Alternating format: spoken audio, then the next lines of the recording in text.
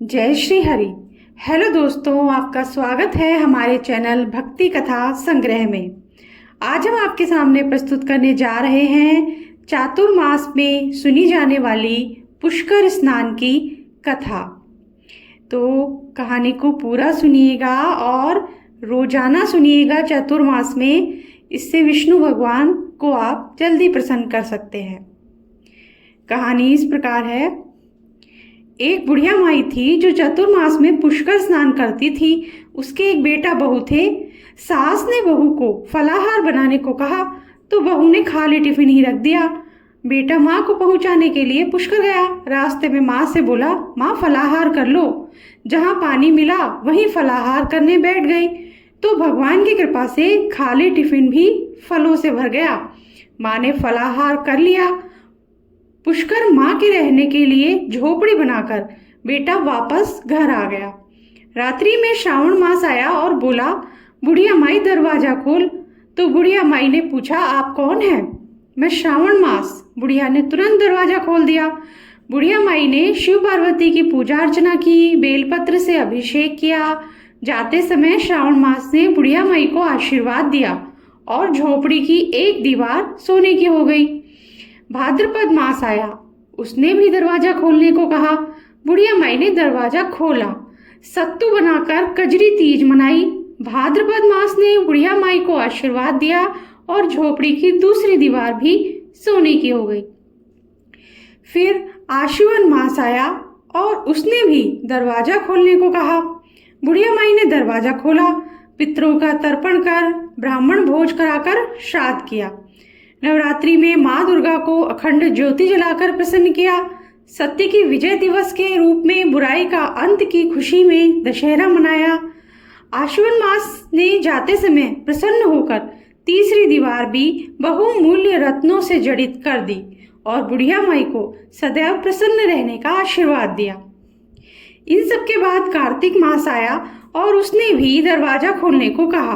बुढ़िया माई ने दरवाजा खोला। अति प्रसन्न मन से कार्तिक स्नान किया। दीप दान कर दिवाली, गोवर्धन पूजा, भैया दूज, गोपाष्टमी, आंवला नवमी मनाई। कार्तिक मास ने जाते समय आशीर्वाद दिया और झोपड़ी के स्थान पर महल बन गया। बुढ़िया माई गरीबों की सेवा कर भजन कीर्तन में अपना समय व्यतीत करने लगी। बेटा अपनी माँ को लेने आया तो माँ और झोपड़ी को पहचान न सका तो पड़ोसियों से पूछा। उन्होंने बताया तो बेटा माँ के चरणों में गिरकर बोला, माँ घर चलो। सारे सामान के साथ घर ले आया माँ को। सासू माँ के ठाठ देखकर बहू के मन में लालच आ गया और उसने भी अपनी माँ को पुष्कर छोड़कर आने को कहा तो उसका पति अपनी सास को भी पुष्कर छोड़ आया। परंतु बहू की माँ की धर्म कर्म में बिल्कुल रुचि नहीं थी। वे 4 समय भोजन करती और दिन भर सोती। चारों मास आए और चले गए। जाते समय झोपड़ी गिर गई और बहू की माँ गधी की योनि में चली गई। क्योंकि औरत लक्ष्मी का रूप है और लक्ष्मी की तरह चंचल होना चाहिए। भगवान की पूजा और अतिथि का सम्मान और दान पुण्य करना चाहिए। बहू ने कहा, अब माँ को ले आओ। तब जवाई सास को लेने गया तो वो मिली नहीं। लोगों से पूछने पर लोगों ने बताया कि तेरी सास धर्म कर्म तो कुछ करती नहीं थी, खाती थी और सो जाती थी, जिससे वह गधी की योनि में चली गई है। जवाई गधी योनि को बांधकर घर ले आया और उसकी पत्नी ने पूछा, मेरी माँ कहाँ है? तो पति ने कहा, तेरे लालच की वजह से तेरी माँ गधी योनि में आ गई है। बड़े बड़े विद्वानों, ब्राह्मण, ऋषियों, मुनियों से पूछने पर उन्होंने बताया कि तेरी सास के स्नान किए पानी से स्नान करने पर उसे मनुष्य योनि मिलेगी। तब बहू ने ऐसा ही किया और उसकी माँ पुनः मनुष्य योनि में आ गई।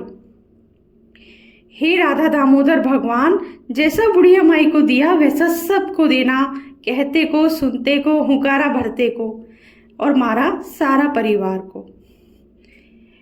जय हो विष्णु भगवान की। इसी के साथ कथा समाप्त होती है।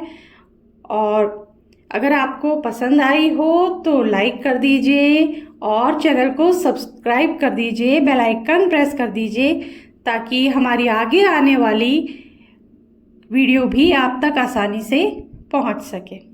Thank you. जय श्री हरि, जय भोलेनाथ।